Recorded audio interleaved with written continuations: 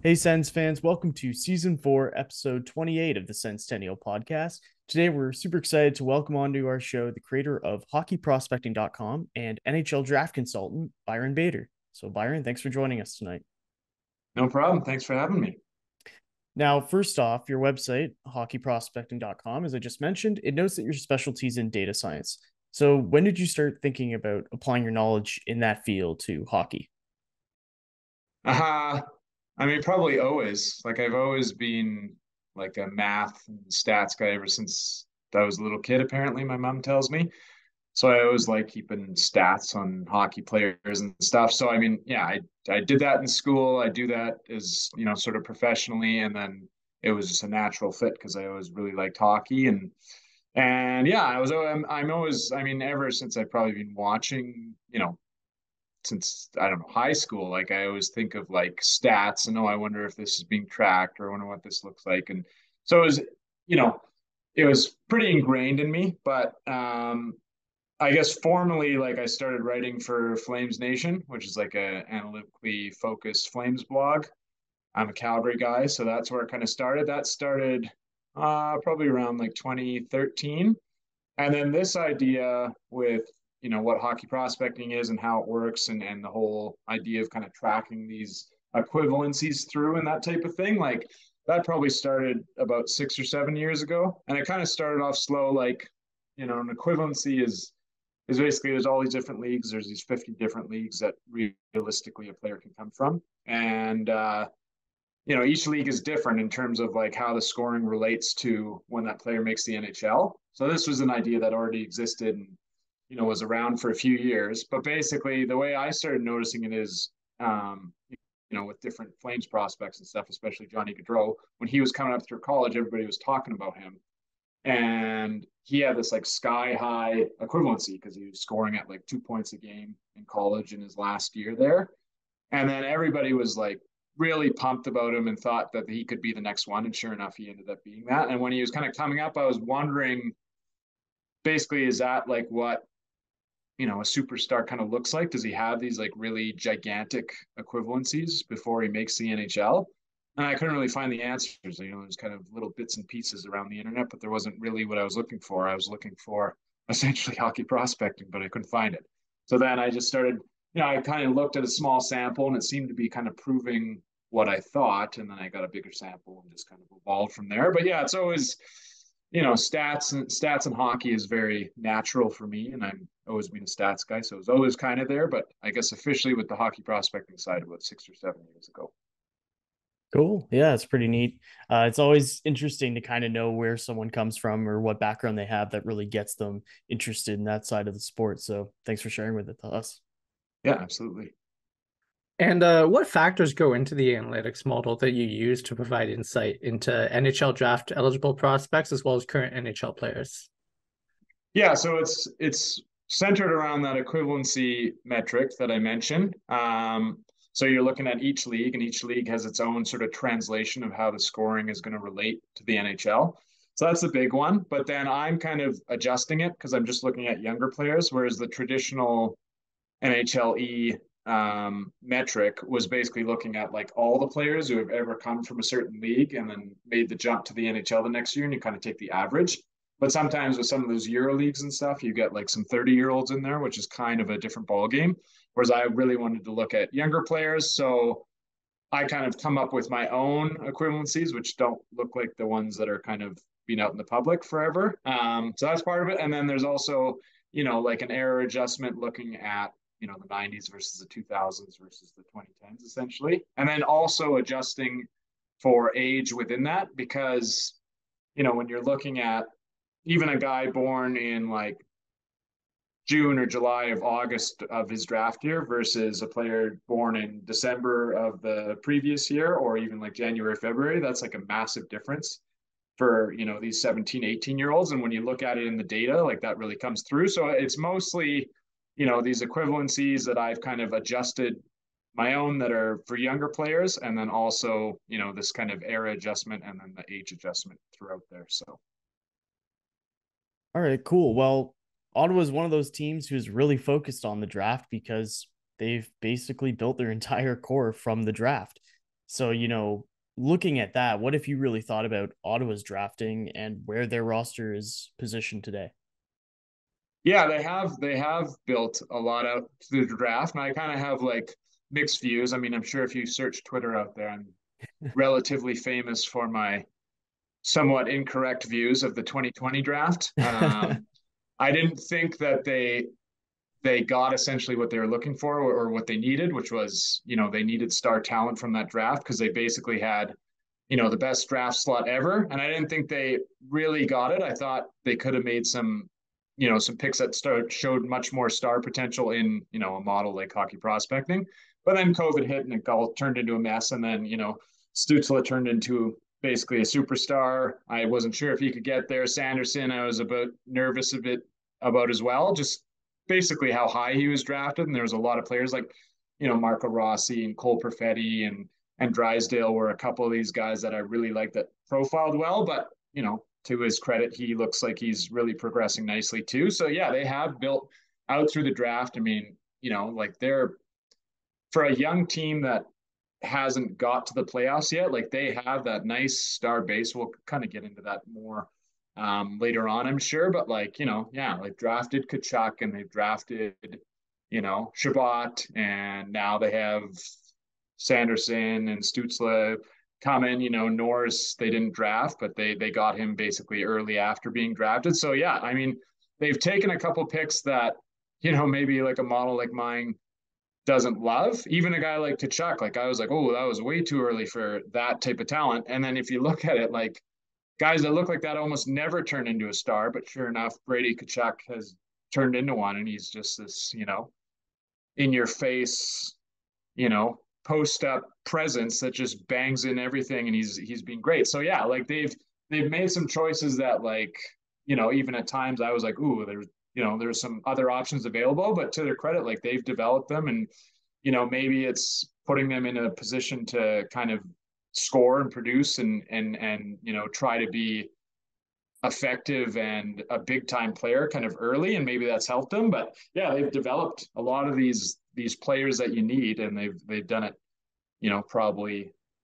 75% through the draft basically. So Well, we kind of, alluded to it earlier, so maybe we'll just jump to it now. But sure. yeah, like you said, Stützle and Sanderson, Stützle already really entering that superstar territory. Sanderson looked really solid his rookie season. Seems like that's just scratching the surface of what he's capable of.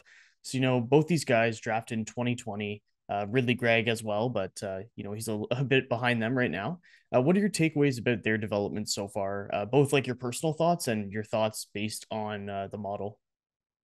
Yeah, Stützle has been like basically absolutely perfect. Like you literally can't get, I would say, better results. From where he's been and how he's kind of producing right now. He looks fantastic. When he was drafted, a player that kind of looks like that, maybe turns into a star kind of one out of three times, but he's sort of, he's hit that mark, and he's looks like he's going to get there. I mean, he's already a star, and I think he's just going to keep on chugging. So yeah, I mean, you look at who he kind of compares to based on where he was at the draft and then how he's evolved. The list is, basically Brendan Shanahan, Alex Tanguay, Eric Stahl, Jason Arnott, and maybe like Trevor Zegras as a kind of a recent example. So yeah, he's looking great. There's basically nowhere else that can go. Like he just looks fantastic, and I think he's going to be a superstar for Ottawa in the very near future, like kind of officially get there. And then Sanderson, like I mentioned before, like at the draft, when you look at players that kind of look like him, he looked good. Like I had him kind of ranked as like 14th, 15th pick. He was young, he had pretty good production, but when you look at players that look like him at the draft, they often take a long, long while to make the NHL and to evolve into something. And, again, it's kind of like 1 out of 5 type thing that look like him turn into stars. But, he's progressed basically perfectly. Like he goes to college, in terms of his production out of the gates, it wasn't like one of these crazy seasons like what we saw from Lane Hudson or whatever, or Adam Fox, a few years ago. But in his second season, he kind of found his groove, and he was, producing sort of at like in like the 98th percentile for his group there. And then his first year, in the NHL looks very good too. So, I mean, right now in the model, he's kind of at like a 50-50 chance he turns into a star, but he's has kind of a rare progression and profile. So yeah, he looks really good too. Like guys that kind of look like him, kind of similar, like Derek Morris, Shea Theodore, and like Matthew Schneider, going way back to I think the early 90s or the 80s there. So I mean, pretty rare, but yeah, he looks great too. Like full credit to him, and he's really evolved since his progression in the model has really evolved since he's been drafted too. So I think you got two good players there for sure. Yeah, and just anecdotally, I mean, Stützle and Sanderson in particular, these guys, you see them do things just about every game that, while going to games and watching this team during the, the doldrums of the early rebuild that you just didn't see much of. I mean, you can see Stützle just take over a shift, take over a period in a way that very few players can. And even from the very beginning of his first season in the NHL, Sanderson has just looked so calm in his own end, and in contrast to some of the other guys that we've had on the back end in the last couple of seasons, he just looks so smooth with it. He's just he's able to recover very well, and even if he makes a mistake, he's usually able to recover and track back and fix it before it becomes a problem, which is really nice to see. And I mean, like, I know I speak for everyone on the podcast, as well as many Sens fans, when I just say how impressed I've been with both the transition that Stützle and Sanderson have put together into NHL players. And hopefully, we see them both take that next step that Stützle has already taken to, enter that star bracket. Yeah, no, for sure. I mean, especially for a D-man, like it's pretty, they don't make the NHL that early. So that, I mean, to even make it by kind of his D3 season is a big kudos. And to, be so good so early, like, forwards can kind of do that because there's more of them and that's sort of their role is to create offense. But like, even just like the transition game, the all-around game has looked great for Sanderson, but like for a model like mine to produce like that in your first season, it doesn't happen too often. Normally, a lot of defensemen kind of hit their stride in like their, mid-20s almost. So he's already doing it basically at like 21. So yeah, that's great. I think they're both going to progress moving forward and play big roles for Ottawa as they progress into something. Absolutely. All right, Sens fans, coming up in the second half of the show, we're going to talk about some of the more general analytics of the Ottawa Senators this season, and maybe talk about what the Sens need, and even though the Sens don't have an early pick this year, maybe touch on the draft a little bit before we end the show tonight.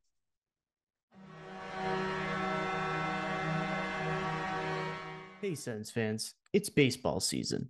And new customers who download the DraftKings Sportsbook app and use code THPN can bet just $5 and score $150 in bonus bets instantly. That's code THPN only at DraftKings Sportsbook. Gambling problem? Call 1-800-GAMBLER. Massachusetts, call 800-327-5050 or visit gamblinghelpline.ma.org. In New York, call 877-8-HOPE-NY or text HOPE-NY 467-369. In Kansas, call 1-800-522-4700 on behalf of Boot Hill Casino Resort, Kansas. In West Virginia, gambling problem? Call 1-800-GAMBLER or visit www.1800gambler.net. All games regulated by the West Virginia Lottery. Please play responsibly. In partnership with Hollywood Casino at Charlestown Races. In Connecticut, help is available for problem gambling. Call 888-789-7777 or visit ccpg.org. 21 plus in most eligible states, but age varies by jurisdiction. See DraftKings.com/sportsbook for details and state-specific responsible gambling resources. Bonus bets expire 7 days after issuance. 1 boost per eligible game. Opt-in required. Max bet $50. 10 plus leg required for 100% boost. Eligibility, wagering, and deposit restrictions apply. Terms at sportsbook.draftkings.com/baseball terms. Welcome back, Sens fans. Thanks again, Byron, for joining us, getting a lot of interesting insight tonight. I was curious, we were talking before about some Sens players that have surprised you coming out of the draft, but what about things that have surprised you while analyzing the Sens this season? Are there any stats or any players that produced in a way that you weren't expecting to, or anything that popped off the page and made you sit back and think about it? I mean, the big thing for me, I mean, I kind of follow them, Canadian team. I've always kind of followed them as they're kind of going. And I'm curious about, yeah, like you said, they build through the draft. So they kind of be building up to something. So I'm kind of waiting for that moment that they sort of cross over because, looking at the way I look at the data, so looking at hockey prospecting and looking at these stars. So basically these are kind of these like outlier elite offensive producers. And that's basically what the model's looking for. It's looking at, what's the likelihood that you're going to turn into one of these elite point producers from the forward side and also the defensive side. But also when you look at teams and their structure of, their star base, call it, when they're kind of building up to be a contender and when they're building up to be, to make the playoffs and then, be a Stanley Cup winner. What basically happens almost every time is, cup winners and teams that go far, they tend to have a ton of stars. And Ottawa has a ton of them. They have, like 7 of them, which is, comparing that to the rest of the league, like they're kind of right at the top. I mean, there's some guys that kind of barely count, like Batherson just barely sneaks in there. But like they have this super young base. They have Giroux, who's an older guy, but other than that, like it's a pretty young star core. So what I see is, a team that is in the very early stages of probably turning into something really substantial, pending, they kind of keep that together and they keep going with that. And they don't, I know they're probably going to lose DeBrincat, but they have Sanderson coming. He's not officially at that star point yet. He hasn't played enough yet. Norris is kind of close as well, but they have this like amazing star base. Now it's like they need to fill in the rest of it. They need to fill, the middle 6 in with these like really effective utility guys. Like, in Calgary, we have Mangiapane and Blake Coleman, like players like that, they're not stars or anything, but like they just drive the puck everywhere they go and they can kind of play up and down the lineup and you can put them wherever. And then on the defensive side, they need, essentially, they have Sanderson, who's probably going to be that two-way presence that could be a star as well, but they need, maybe that like shutdown guy, that really elite 25-year-old shutdown guy that can help drive them. And they need, probably an experienced goalie as well. But like in terms of, when you look back at these teams that make the playoffs and then go deep, they always have a ton of stars. And I was looking at the stats before I came on, and if you look at teams that have five or more stars, they make the playoffs about 90% of the time. So the Senators have 7 and they miss the playoffs. So that says to me, if they can keep on going with it and keep on building it and not, lose a bunch of these stars really and keep on progressing, I think they're gonna make the playoffs. I would think, if not this year, then definitely within the next 2 years, and then they're going to progress into something substantial. Like this is really the beginnings of it, like that's kind of what those teams look like before they really pop. So yeah, give it a couple of years and I think they're going to be something pretty good. Yeah, for sure. And that's what we're all hoping here. But like you said, they're probably going to lose Alex DeBrincat this offseason, which really sucks. I remember I was at the draft in Montreal last year. And when the DeBrincat trade happened, I was down by the Bell Center and saw a Sens fan, and we like were elated. We ran over, hugged each other. We're like, "Yo, we got DeBrincat." Hugging strangers. Yeah, the best. So we're like, yeah, we don't care about 7th overall. We got DeBrincat, and so for me, it's a bit sad that a year later it seems like he's already going to be on the way out. But as you were saying before, filling up the middle 6 with players who maybe have a different skill set could be something that Ottawa needs. And right now, for the first time in quite some time, they're actually going to be close to the cap. So I think some people have said, well, of course, draft picks are going to be on the table, but if the Sens could potentially do what has been rumored in LA with Pierre-Luc Dubois and Iafallo and forget the other one who was rumored to be in that trade, but have a Velarde. couple. Right. Yes. And have a couple of those guys coming back. So you're filling up a couple holes in your roster. That might help lessen the impact of departure of DeBrincat. So that's something to consider too. And like you said, having another steady defenseman would be nice. And of course that goaltending needs to find some security. So yeah, Sogard could be something though. Like I have a goalie component to the model too, and he looks. I mean, it helps that he's getting into the NHL so early. That's kind of what the model's looking for. It's sort of kind of using an equivalency in a way, but it's looking at obviously if you're playing at a much higher level and you have a decent game sample, then you're going to kind of shoot up the model. But so that's a starting point. But yeah, they probably need an experienced goalie. But the other thing with them having so many stars is, losing DeBrincat sucks, like flat out. But like you said, they might be able to backfill that with some really effective guys, like IFL would be almost perfect. And they have so many stars that, it's not backbreaking that you're losing one out of your 7 stars. Like you just acquired Chychrun, who is a star himself, and then you have this nice base. And with the salary cap and how things work, like basically the ecosystem of stars is, you can't really have a team that sustains really 6, 7 plus stars for multiple seasons because money gets in the way and guys drop off. There's not enough ice time to go around. So yeah, it sucks losing DeBrincat, but if you can get a couple pieces that can kind of fill in those middle 6 or middle of the road kind of defensive line, maybe more of a defensive focused players, then I think that would certainly help as well. And maybe losing DeBrincat won't be so bad. But yeah, I mean that's what we're all hoping to, is that we can still salvage some value from DeBrincat. I mean that makes it sound worse than it is. I mean he's still a very good player, and we just want to make sure that the fact that we only got him for a year, we don't get burned by that. But yeah, using that trade to fill in some spots in our lineup and spread the love a little bit throughout the lineup, I think is a very realistic way of going about it. And now you've already touched on this a little bit, talking about what your expectations are for the Sens going forward. But what do you think is reasonable to expect from the Senators in the 23-24 season?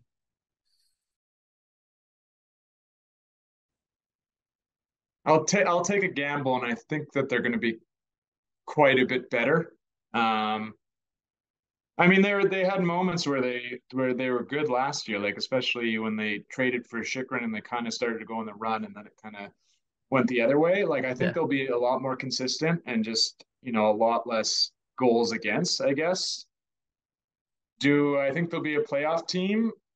I think maybe, but it'll depend if they can get like a goalie that can kind of be at least decent for them and steal a few games. But I don't know if that is there, if they're able to kind of trade for that. I think they'll be around it though, like anywhere from sort of the 7th to 10th, and they'll be kind of right. I mean, Buffalo's going to be in there too, and you'll have some of these teams that are starting to drop out, like the Penguins and stuff, that'll kind of be around it too. But I think they'll be in the conversation for a bubble spot in the playoffs, I think.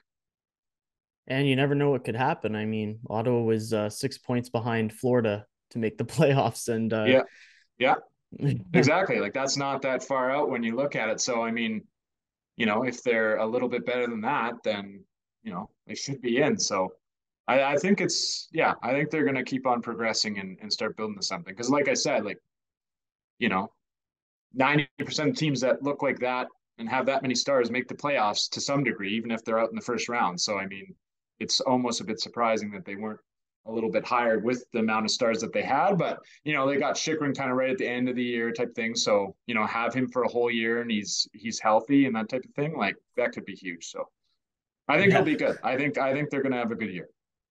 All right, I'm going to hold you to it. Okay, you heard it here first. No, so I was going to ask you, we already kind of touched on what you think the Sens need to do to really legitimize their chances at a playoff spot. So kind of going to the 2023 draft, they don't pick until the 4th round.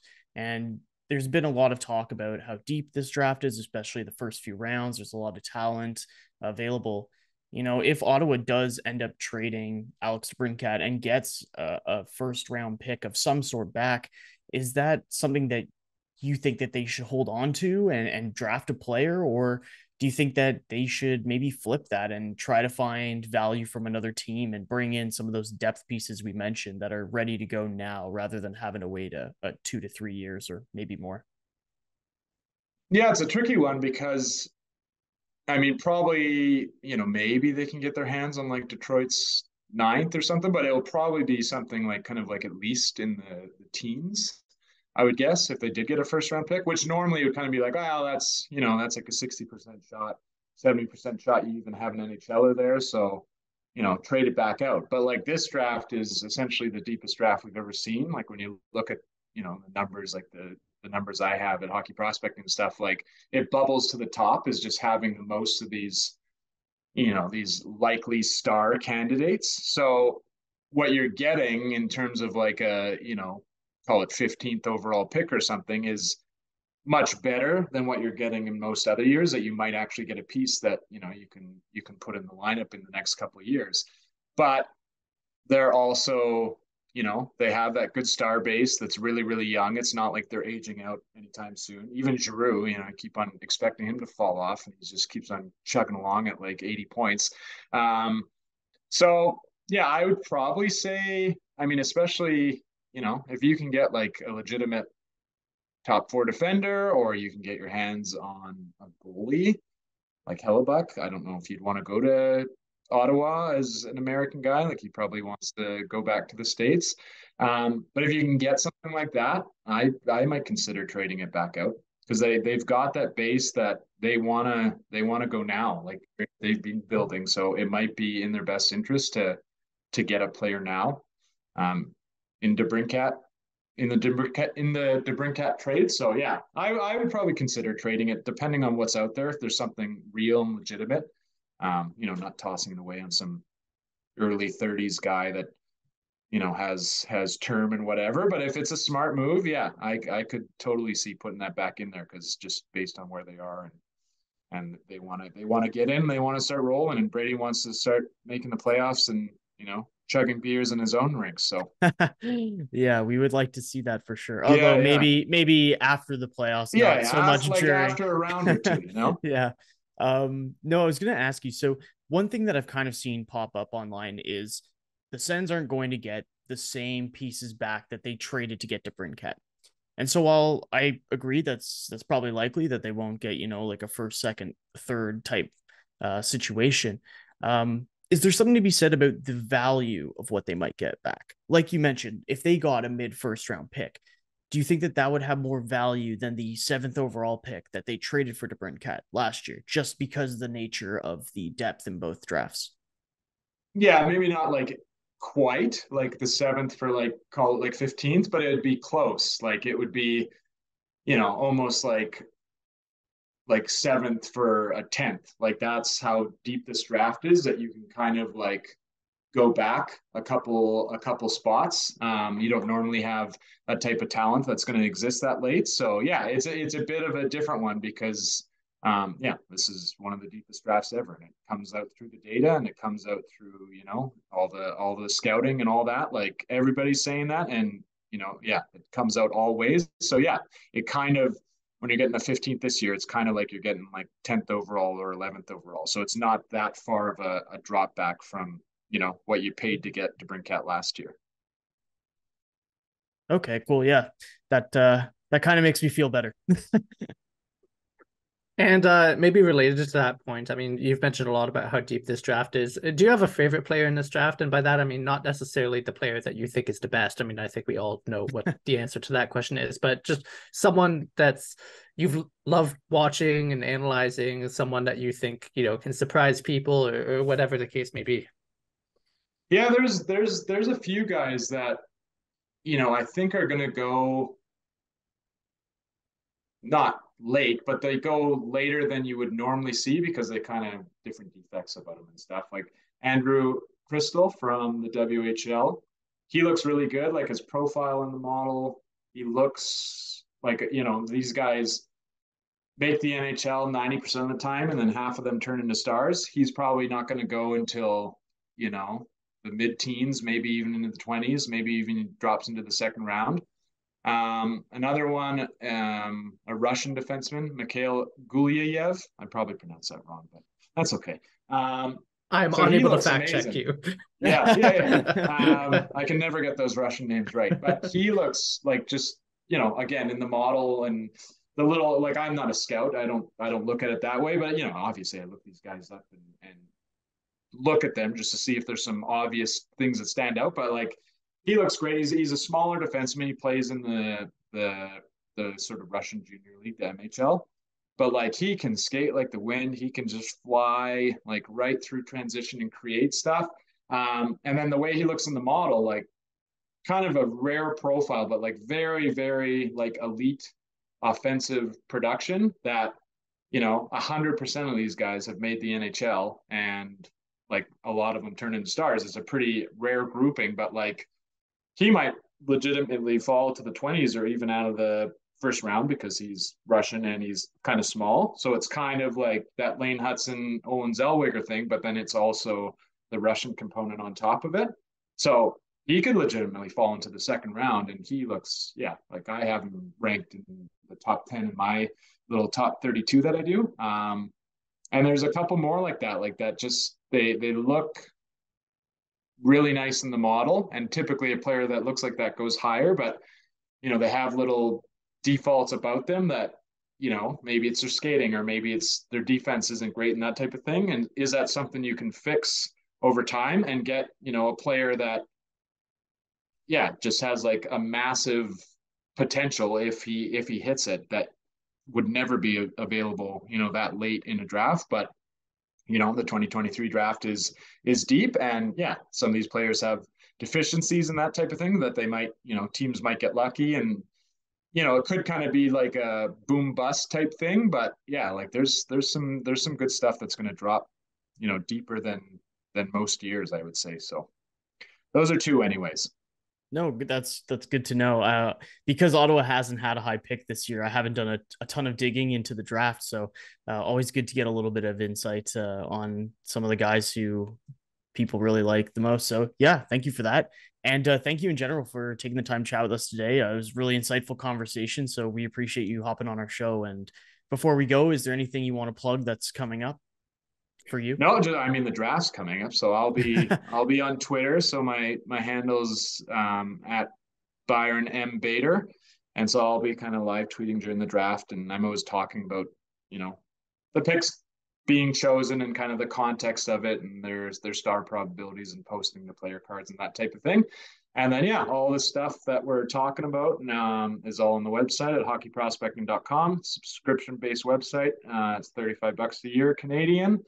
And it's all available. It goes back to 1990. It has all these different models we're talking about. You can compare players and what they look like. You can look at, draft success by teams over decades and see, like Ottawa, they've been very good at drafting stars over the last, 10, 20 years. So you can look up stuff like that. And it's all on there. So that's where you can find me.